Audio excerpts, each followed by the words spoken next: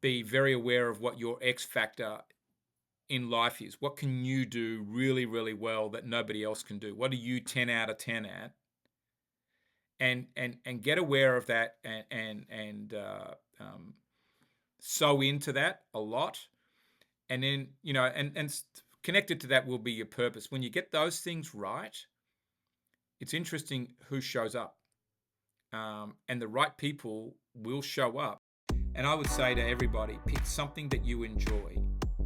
And even if it's just for 10 minutes or 15 minutes a day, do it. The gig economy is how people are going to survive in the future. For all of us, work is going to be different in the future. Getting very specific about what you're great at doing, which may not be always in what you're doing now.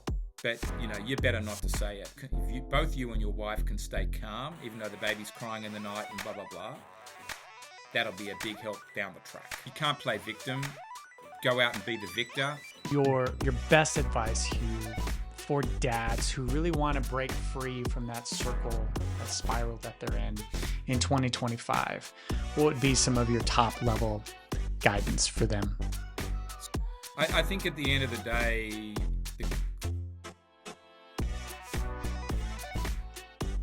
Dad, we have such a fun conversation today with Hugh Massie. He's a financial guy, but primarily he focuses on your behavior and your capability to make good decisions and move about your life in small ways that can cascade so that you can be much more successful professionally, but more importantly, you can be successful for your household and being the CEO of your home.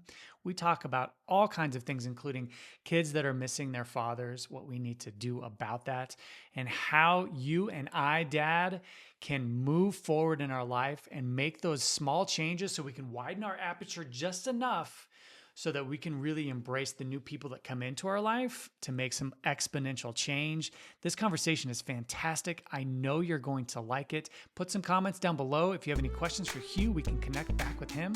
And let's get straight to my conversation with Hugh Massie.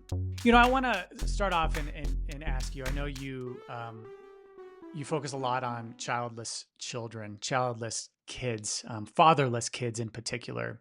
And you, Hugh, sadly lost your father at a very early age 1, correct? that's it. You got it. Yep. Yeah. I too lost my father about 6 years ago. So I feel the challenge, the pain of that. But can you tell me, Hugh, from your perspective, how did that affect your perspective growing up? Not having a father in the house. I know your mother was fantastic, to give us kind of an appreciation for that. I think the one thing I had was a lot of stability in my upbringing. After my father died when I was 1, and my mum was still pregnant with my younger brother, who was born about 3 weeks later. But through my mother, we got a lot of stability in the household. We were given pretty much every opportunity that we needed to have. We weren't spoiled, but we had every opportunity in terms of good education, being able to play sports, learning different things, pursuing academic studies, whatever. So in a way, I don't know that I noticed until I think it was more at about the time I was leaving school, high school at 17 years old. And then through my 20s, I started to notice, well, I didn't have a father. And I don't have that person in my life, although my mother remarried when I was 16 and my stepfather came into our life. And, he was very good. I think he did fill some of the void, but he was more of a friend. But I think it's, as I've gone along in life, I realized the magnitude of not having a dad there. But in a way, you dealt the hand, you dealt the cards, Ryan, and you just get on with it and do it. And I think that I say Right. to people today is you can't play victim. Go out and be the victor, and in a way, honor your father or your missing parent by by being the victor. And it happens for a reason if you believe in that, and it shapes you, no doubt. It shapes you. It shaped me. But you just got to take what you're dealt and go and make the most of it. People have other challenges in life that are maybe greater. But I think for people listening to this, there is no doubt when a parent's missing from the home and the kid's life, there's a trauma that comes with it, and of course, how you deal with the trauma is also important. Um, and so that's sort of my perspective on it. Obviously, society has changed since you were a kid in Yeah. 2025. Do you think there are different challenges, more unique, more pressing challenges for kids today in 2025 growing up without a father? I would say so, in the sense that we live in an extremely complex world. Um, I think that the world's going to start getting tough on us as well, and this is about a fight for your identity at the end of the day, and that's where I think all personal growth comes from, is being able to find your identity and your place in the world. And I think technology as well adds to the complexity of life. People being, having much greater transparency into each other. Um, Kids allowing themselves to be stuck at home playing on computers. That's all a problem. But I think the world is just generally far more complex and less straight down the line than when I was growing up. And but the other side of it is that while anxiety is high these days, and it's high in kids, but it's also high in adults, it's something that we can talk about. Whereas when I was growing up, it's not something you could talk about. It was bottled up.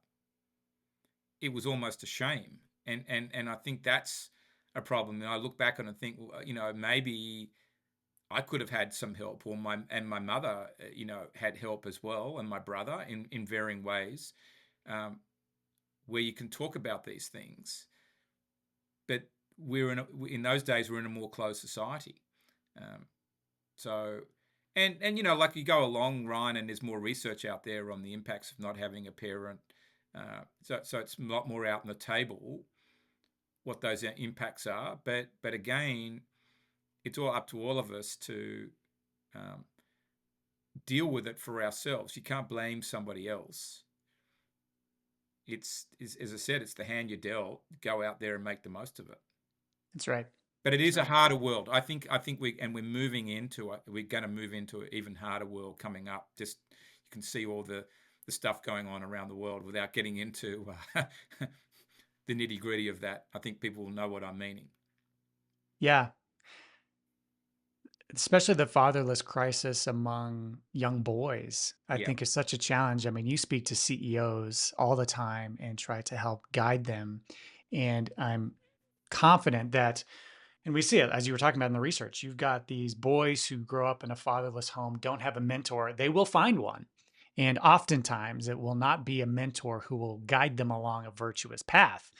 So as they yeah. come and move into the world and get out of high school and get into college and start to become, CEOs or entrepreneurs, are you starting to see, and how are you kind of trying to counteract some of the bad habits that might be sprouting in that? Well, it's very interesting that you bring that up, and I think that the younger the child is or the boy is, that when the father leaves the home, the more ingrained probably the problems are going to be. And one of them is aggression.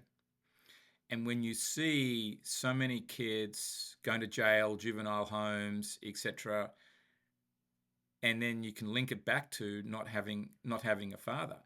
And if the kids don't get help by the time they're around 10 years old, certainly by 12, it's going to be very difficult. Now, I was lucky in the sense that I had a very stable upbringing. I had a pretty strong mother, and I went to an all boys boarding school. And of course, a lot of boundaries are set there. Uh, and I was one of the lucky ones. But there are issues as you go along, because you become so driven in some ways out there in business. It's easy to make a mistake or to not understand the boundaries. And that would be true. If you can get past 12 years old and get to 18 and get to university or college, you're on track. but there's still a lot of, I think what you're alluding to, there's still a lot of boundary setting that's needed thereafter. And, and that comes back to the parenting that you had and didn't have, upbringing, schooling. That's all part of the mix. And I think that for CEOs to realize it, right, to understand some of this and take stock and recognize, where did I come from? Again, as I said, don't play victim to this. Be the victor, but realize, okay, um, the upbringing I had was challenging in these ways. What did it teach me?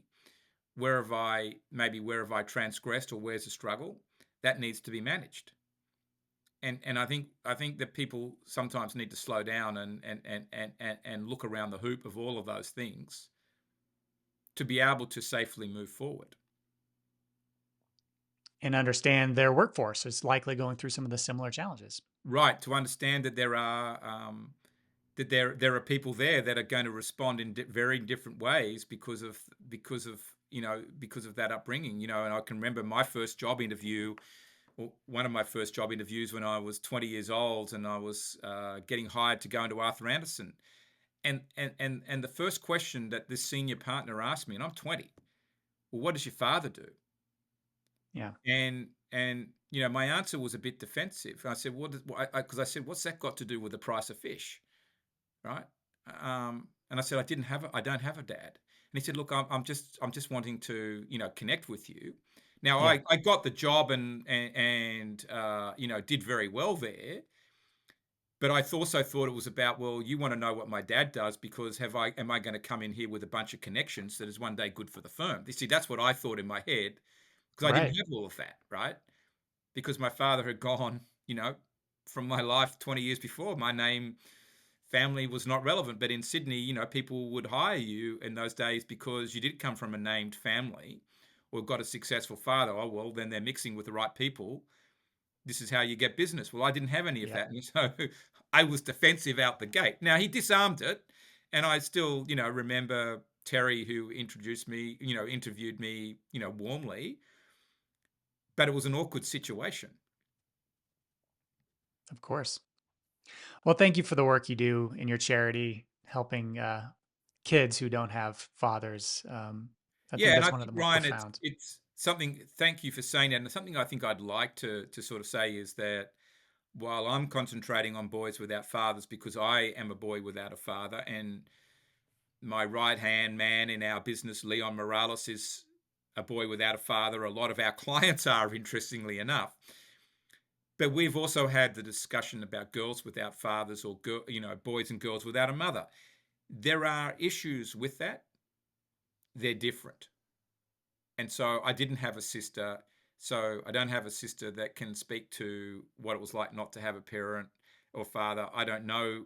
I know what it does, but it's not the area for me to talk about. But we want to bring people along who can talk about those issues too, if that makes sense.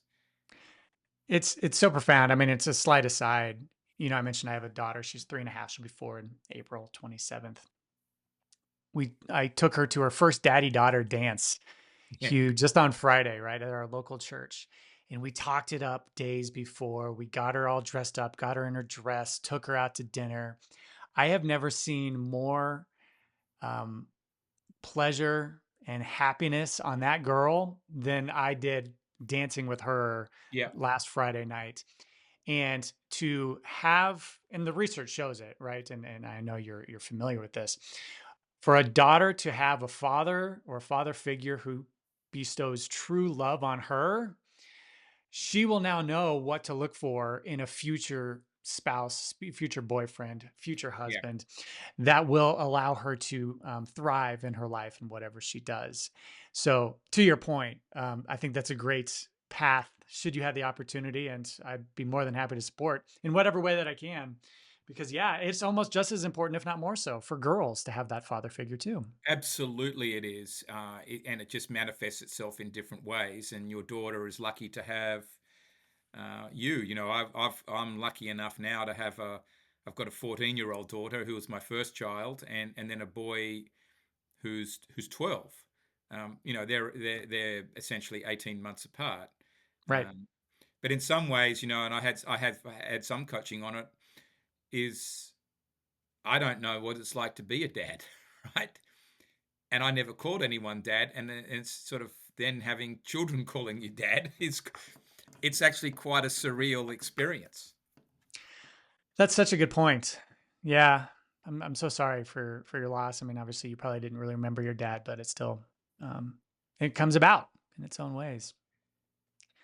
You talk a lot about stress and different components of how it can be difficult Yeah. to get ahead today in today's society.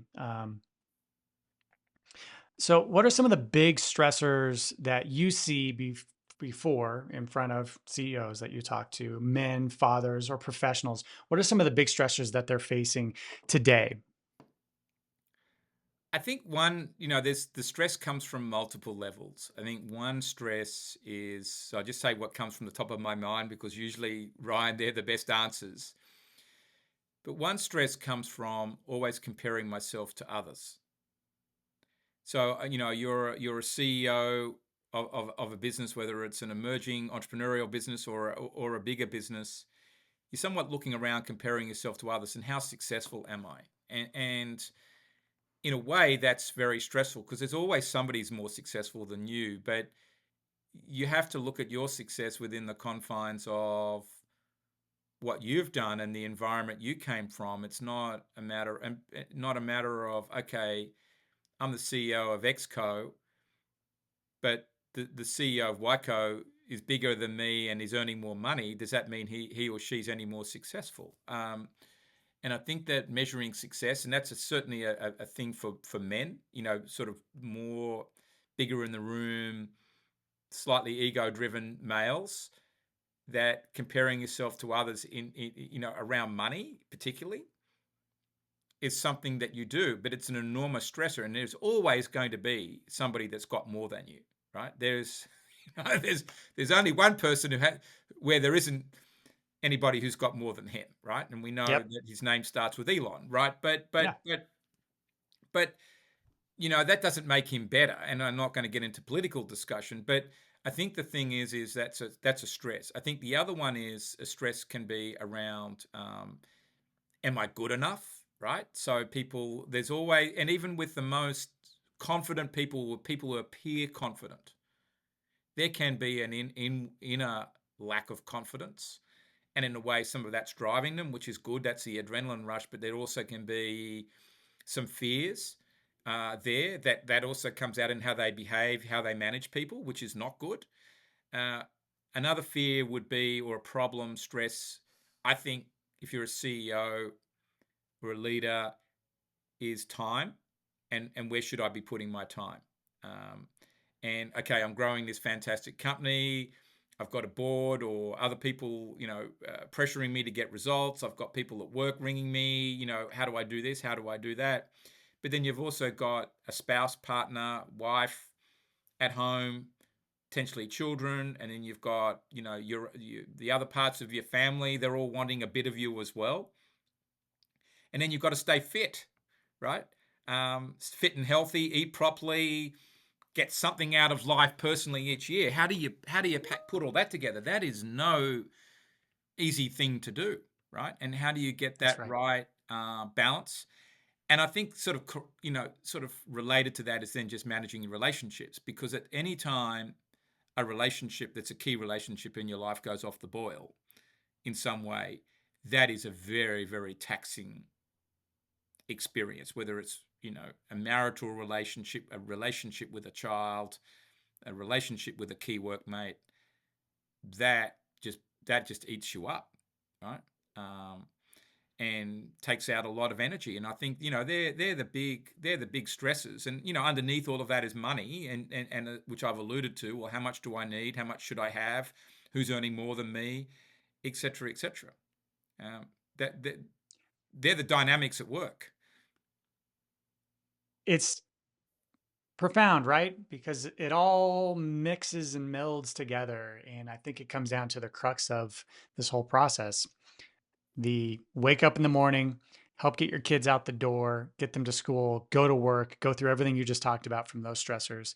Come home, deal with paying the bills, stressors of your kids, of a spouse, and then that all just repeats itself. And that Yep. cycle, if you can't break out of it, will really start to gnaw away at the family structure.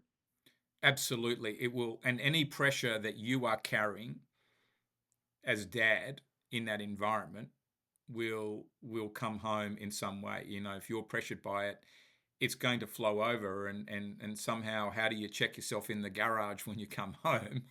um, and keep yourself centered so that doesn't just blow up at home and you start yelling at a child, or you yell at your wife, or whatever. You've got to stay centered. It's just like when you go to work as the CEO, the energy you bring to work is going to cascade through the whole business. So you've got to manage yourself very carefully the whole time, even though it's tough for you to do it.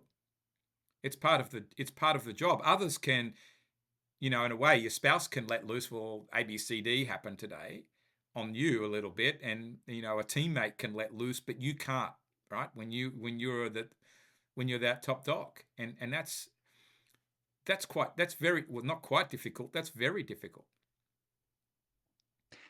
I feel it even personally.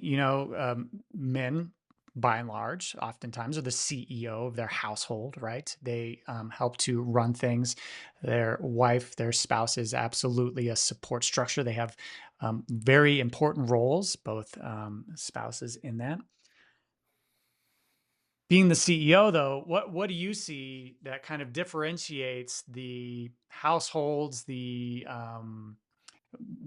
breadwinners of the household from being the winner, and those that are failing or kind of losing at that effort to continue an upward trajectory in their household, both financially and throughout?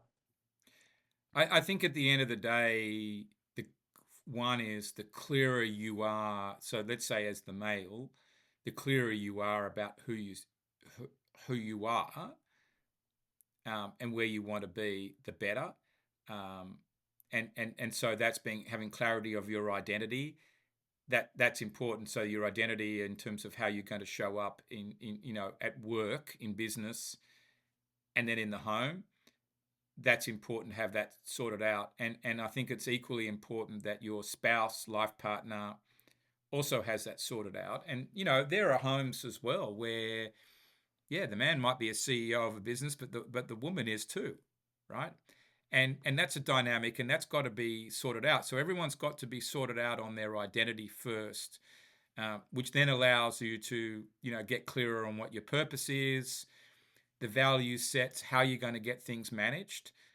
From that, probably the rest is really agreeing on the execution plan, if you want to call it that, of what do we do if the school says no one's going to school tomorrow? Who's going to look after the kids?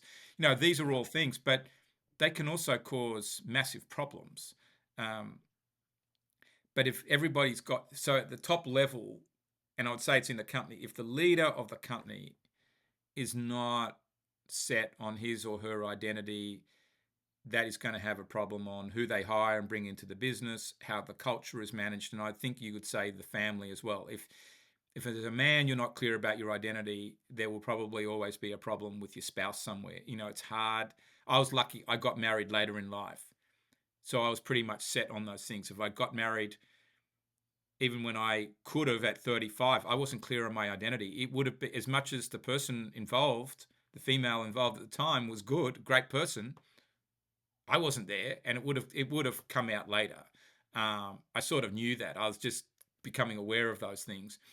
So I think those things are important. And then really around that, Ryan, I think it's about managing how you manage your emotions, um, Yeah. and just not losing your shit basically over everything. It doesn't. There's no problem being an emotional person, right? And I've got some great friends who are emotional people. It's good fun. It's good that they're able to connect at that level. You've got to allow it to happen, but also how your emotions are handled is really important, um, because it's about. I think it's about bringing calmness and stability to the home. Um, and I said this to a young guy yesterday at tennis when I was playing morning. I play morning cardio tennis. It's sort of one of those things I do at 6:30 on Tuesday mornings as part of getting a little bit of my time and fitness in. And he's just had a baby, and I said, I said to him, Chase, I, we were talking about, and I said, the one thing is that you can do is if you both you and your wife can stay calm, even though the baby's crying in the night and blah blah blah, that'll be a big help down the track. Oh, yeah. Yeah. Those little moments when you can notice your heart rate's rising, your anxiety's going up. Are you going to blow up or are you going to acknowledge it? Calm Because the down things you and move say out of forward. your mouth, you can never get back. And, it's a true expression, loose lips sink ships. And the tone of it may not even be a raised voice. It can just be the tone.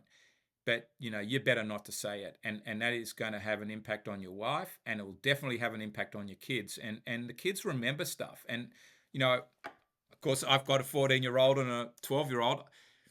I hope I've been careful, but I'm probably said something that it's going to come back and haunt me somewhere, even though I've been, worked pretty hard at being buttoned up. And my wife is pretty good that way as well. And we discuss things before they get said if they need to be said to the kids. But, if you just fling off somewhere, you don't know what's going to be picked up and how that's going to come back and hurt you later. Or what perception gets built up, and that's a reality. And then when you bring money into it later on, wow, right? Yeah. Well, and it goes to what we just talked about. If you can acknowledge that you just said something that was hurtful, if you can go, especially to the kids, within somewhat short order and say, hey, I apologize. I said that. I shouldn't have. Water off their back. Forgive you every time, right? It's Yeah, when it piles up. I'm in, right? So we've got this theoretical component. We need to be more diligent. We need to be more capable. We need to be more calm in our house. But let's get tactical, if you don't mind. yeah, Kind of dive into what you do on a daily basis when you're coaching people. And I know, Dad, you watching this right now, you're thinking, okay, I'm ready. I've got this W-2. I'm in this circular grind. I want to be able to break out so I can do more for my family from both financial and personal perspective. You speak particularly, Hugh, about the exponential quantum leap mindset. yeah, Can you talk a little bit more about what that is, and then we'll dive into some more tactics on how we could implement it? yeah. So one of the things in life, I believe, is in terms of getting growth and changing, whether you were sort of changing your status in life, changing your position, reaching fulfillment, going from making a big leap from going from instead of from going to from A to B, maybe you're going from A to J or something like that. You can make a big leap. That the most important thing, one of the key things, is to have a very strong self understanding, be very aware of what your X factor in life is. What can you do really, really well that nobody else can do? What are you 10 out of 10 at? And get aware of that and sew into that a lot. And then, connected to that will be your purpose. When you get those things right, it's interesting who shows up. And the right people will show up that lead you on, or potentially can lead you on a new path. And I think, even if I've been an entrepreneur now for the last, 25 years, 30 years. But as I got clarity of my who I was in that journey of being an entrepreneur, the right people have always shown up at the right time. And they're not necessarily people I would have expected to show up, but they showed up, and I got the cue to make the leap. Now, I think that is there for all of us. Even if you're employed, you don't have to take this that, okay, I met X person, I'm going to leave my company. But I think there's ways for all of us to make a huge leap by thinking about ourselves differently, changing our mindset, getting very specific about what you're great at doing, which may not be always in what you're doing now. right? You can, I started life as an accountant, and what am I doing in human behavior, right? Um, so you can make those shifts if you have clarity of that purpose and what you're great at. And then it all these the quantum leap always happens through people, and when that right person shows up, you jump on it. And in some ways it's not that different to meeting your spouse. If you're really clear about who you are, where you're going in life, you're happy, you're confident, and maybe when you're least looking, this person shows up.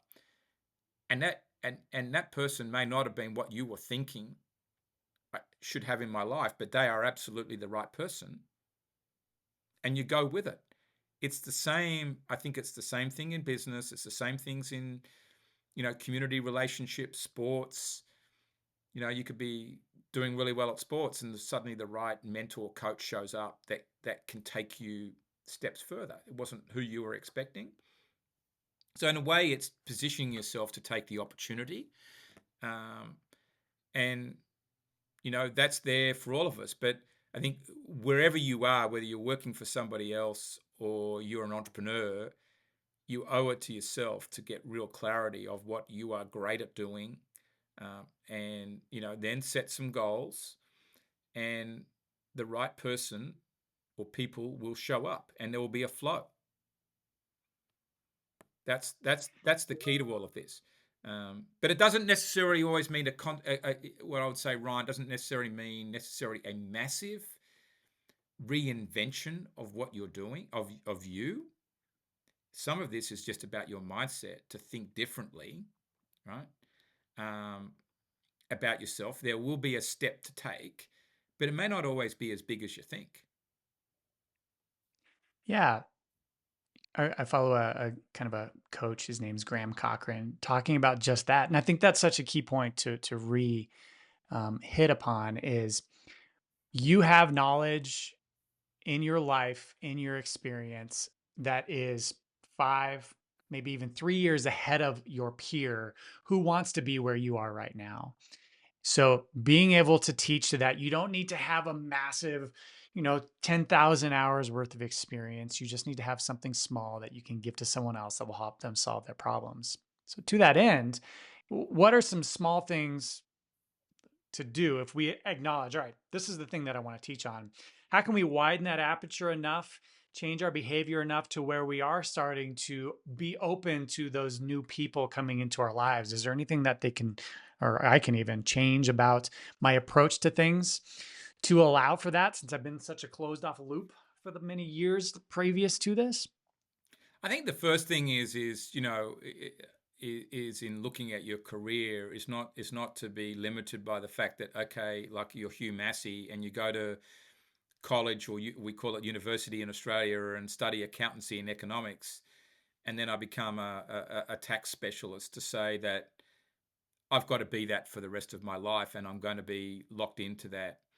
I think the first thing is to say is to look at that, and more look at the experiences that you got out of it. Yes, there's some key skills, but what are the A, B, C, D, E things I could go and do with that? And it doesn't really matter where you come from, and that's the first thing, is to unlock yourself from where you're at today, and then you start looking at, okay, what did I do really, really well when I was an accountant, right? And I look at that today.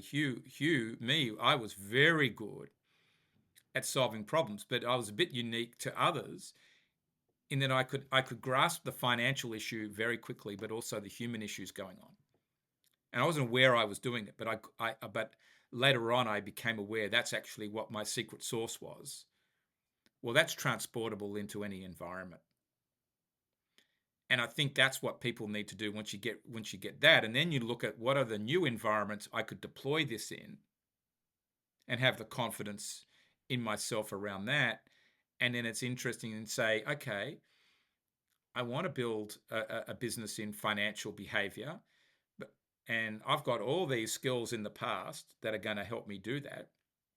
And then suddenly the right person shows up that leads you on the journey. And that's what happened to me. I could see that while I had moved from being an accountant to running a wealth management business, behavior and money were the key issues that were causing people stress. That's what I needed to deal with for the clients. I wanted to provide a personalized experience. I'd always said that and was doing it. But when I determined, Ryan, that my purpose was to help people all over the world become self-empowered, within a few weeks, the right person showed up who could help me build a system to measure what I wanted to measure. Now, I had to have the courage to hire her, to take all the next steps, but I was set for it. But if I hadn't have reframed who I was, what I was going to do in my mind, I would have missed Carol in the street. She would have come in and out of my office, and there'd be nothing more of it. And I think if you look back on things, this happens all the time to all of us. I've had people come to me and present ABCD idea, and because I wasn't looking for it, it's just gone miles past me. And they show up again, or something similar shows up a year later, and I've been doing some thinking, and bang, this is the right time. But I think that the more we get clarity of what our secret sauce is, then it can be applied in many, many areas. And this is going to become important. Going back to the start of our discussion today, Ryan, where you're sort of talking about, well, is it more difficult today to be a boy without a father in today's world? It's a more complex world. Work, and whether you're a boy without a father or girl without a parent, whatever, for all of us, work is going to be different in the future because of AI, technological changes, workplace attitudes, whatever. People aren't going to just start at 20 years old in a company and go through a corporate life till 65. It's not going to happen. Get the gold watch. Yeah, Yeah, it's not just not happening. going to happen. And therefore, the gig economy is going to become more and more of a thing. And you're going to get hired based on whether you've got the right skills to do A, B, C, D, and what are you excellent at. And people are going to hire you for projects. And everyone may as well get used to that. And if you don't keep your skills up, if you just think, oh, I can be a good manager somewhere, that isn't going to be good enough. Or that I'm good at looking through some data or something like that. That isn't going to be good enough. The gig economy is how people are going to survive in the future. And that requires you knowing what your secret sauce is, right? It's incredibly uncomfortable to This is uncomfortable. think about that, right? Yeah, And to really, it's one thing to think about, and I'm going to utilize my skills and I'm going to start looking for that. It's another thing to open up and embrace those opportunities like your partner that came by. I'm an incredible introvert, Hugh. People say, "Oh no, you're totally extroverted." No, I have to force myself. I was just in Monterey last week at a conference for my alma mater, and I purposely and viscerally hated the fact that I was texting a couple colleagues that I hadn't seen in years to say, "Let's go to lunch." The most challenging thing for me in the world is to sit down one on one with a person at lunch and try to make small talk. It just drives me crazy. But you do those things in order to, like you said, open up those capabilities. And yeah, Anthony Castros, who I had lunch with, is a fantastic chief firefighter, really great and calm approach to chaotic environments. That kicked off a discussion about faith for me, furthering my faith. That kicked off a, hey, will you sit down with me for a podcast so we can talk about these opportunities?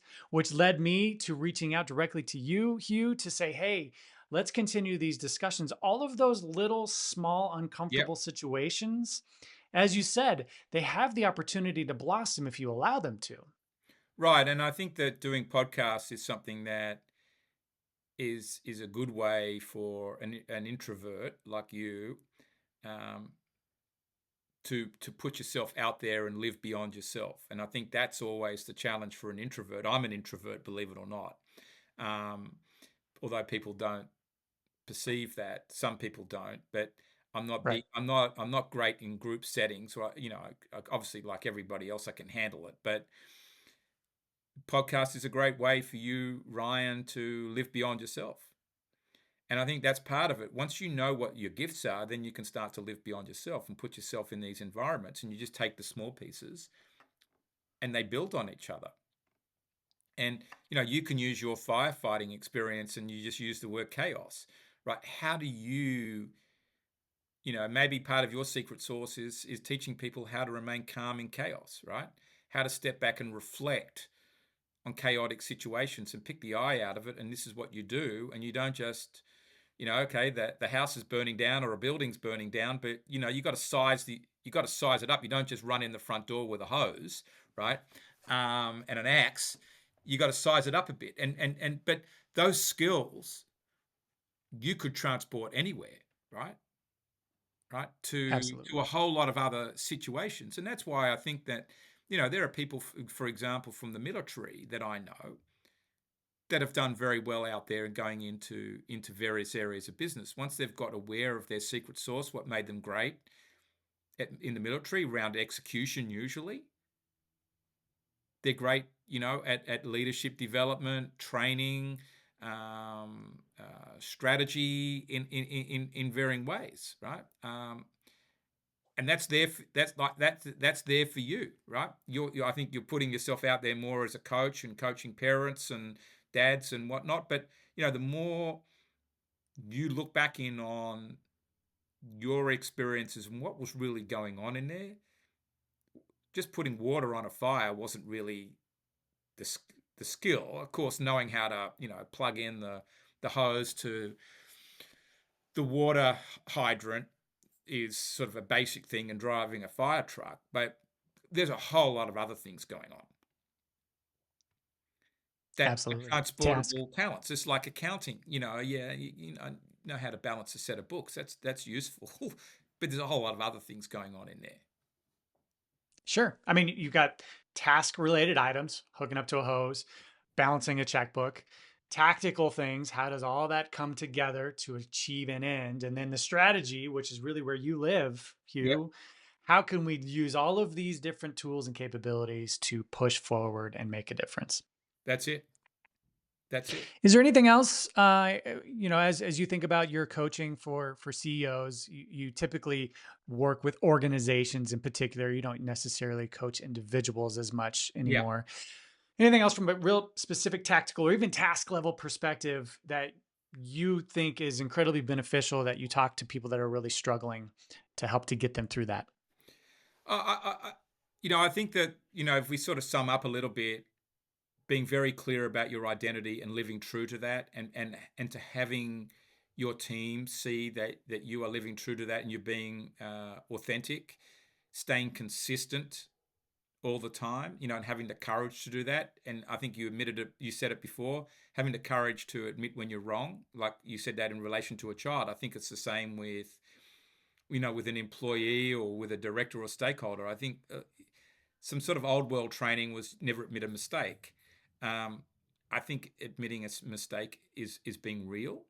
And then admitting this is the strengths I bring to the table. These are the struggles I bring to the table. This is how I address it. It's all part of being vulnerable.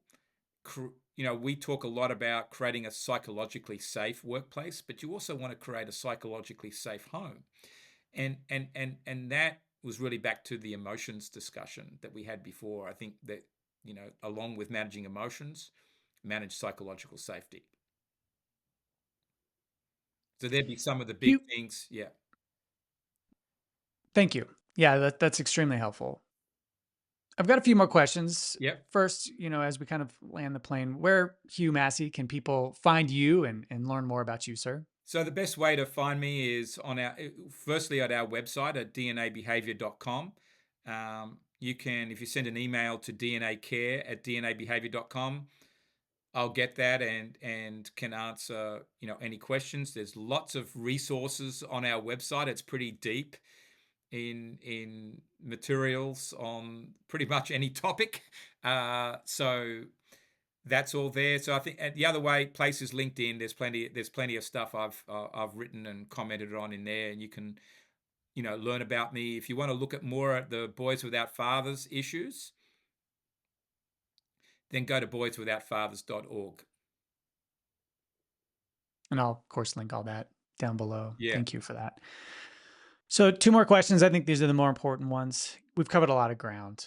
So, want to kind of get basically your take. What your best advice, Hugh, for dads who really want to break free from that circle, that spiral that they're in 2025?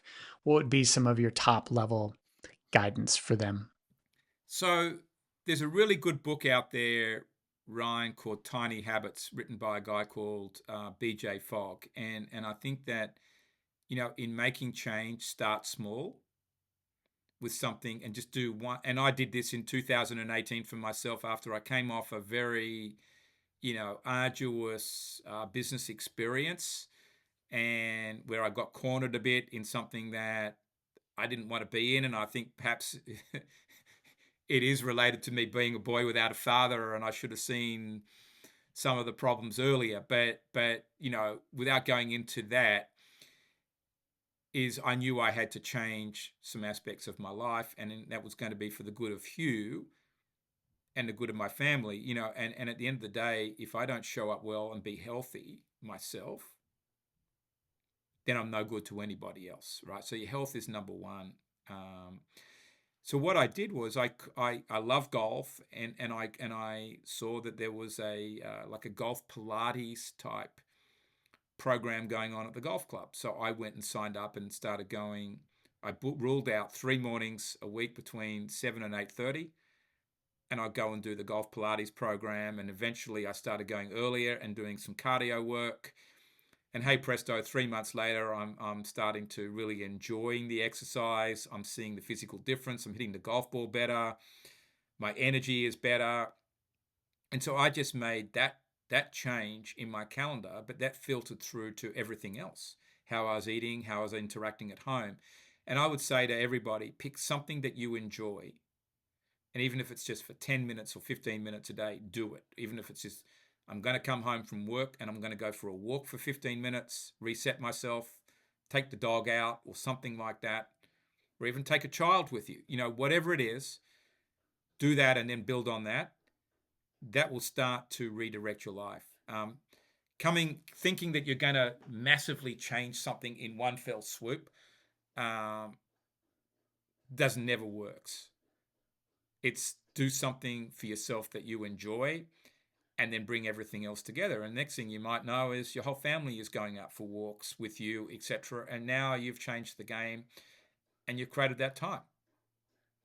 And that's how easy it is. But I think that I would say the same thing. You've got to change your habit around money. Just find one aspect of your life to change, and you'll find the rest will take care of itself. Yeah, as long as you're consistent with it, just get that snowball, ball it up, just You make start. it too big, you can't be consistent, right? That's the thing. Last question I have for you, sir. I mentioned Graham Cochran. He has his golden rule segment. This is similar. I call it my diamond advice. So your daughter, this is hypothetical.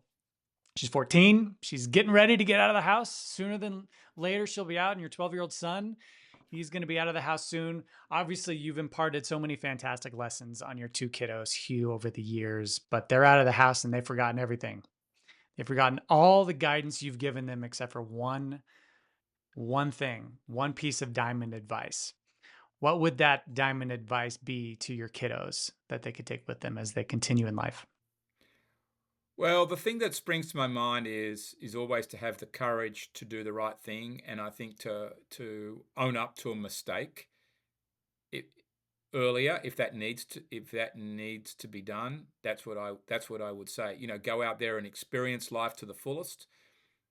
It's not going to work out right every time. You will screw up, or I can use worse words than that. But always at the end of the day, have the courage to do the right thing. And I just hope that as a parent, and my wife would be with me on this, that we have taught them that from a character point of view. And that's the one thing that you can hope that they do. And the rest of it, it's up to them. Hugh Massie, it has been a pleasure talking with you today, sir. Thank you, Ryan. I've enjoyed it. Me too. I appreciate your time. We'll talk again soon. Absolutely. Again.